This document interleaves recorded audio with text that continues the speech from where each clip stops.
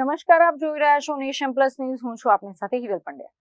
છોટાઉદેપુર તાલુકા પંચાયતમાં ભાજપ અને આમ આદમી પાર્ટી વચ્ચે સર્જાયેલી ટાઈની રોમાંચક સ્થિતિ વચ્ચે ભારતીય જનતા પાર્ટી દ્વારા પ્રમુખ અને ઉપપ્રમુખ પદ માટે સત્તાવાર રીતે ઉમેદવારી પત્રો ભરી દેવામાં આવ્યા છે. છોટાઉદેપુર તાલુકા પંચાયતમાં સત્તાનું સુકાન સંભાળવા માટે ભારે રાજકીય ગરમાવો જોવા મળી રહ્યો છે.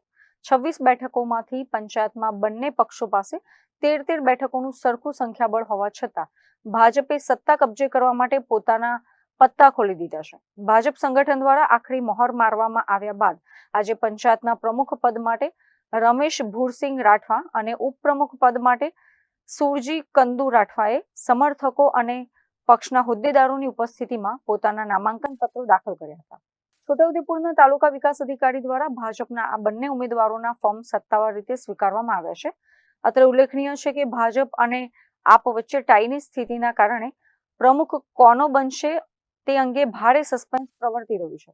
જો કે ફોર્મ ભર્યા બાદ છોટાઉદેપુર તાલુકા ભાજપ પ્રમુખ રસિક રાઠવાએ મીડિયા સમક્ષ આત્મવિશ્વાસ વ્યક્ત કર્યો હતો કે પંચાયતમાં ભાજપનું જ બોર્ડ બનશે. આગામી દિવસોમાં આ ટાઈની સ્થિતિમાં કયો પક્ષ બાજી મારે છે અથવા શાસન મેળવવા માટે કેવા રાજકીય સમીકરણો રચાય છે તે હવે જોવાનું રહ્યું. આજે છોટાઉદેપુર તાલુકા પંચાયતના પ્રમુખ તરીકે રાઠવા રમેશભાઈ ભુરસિંહભાઈનું ફોર્મ ભર્યું છે અને ઉપપ્રમુખ તરીકે રાઠવા સુરજીભાઈ કંદુભાઈનું ફોર્મ ભર્યું છે. અને છોટાઉદેપુર તાલુકામાં 13 સભ્યો છે, જેથી ટાઈ પડેલી છે. આવતીકાલે કોનો પ્રમુખ બને એ આવતીકાલે નક્કી થશે.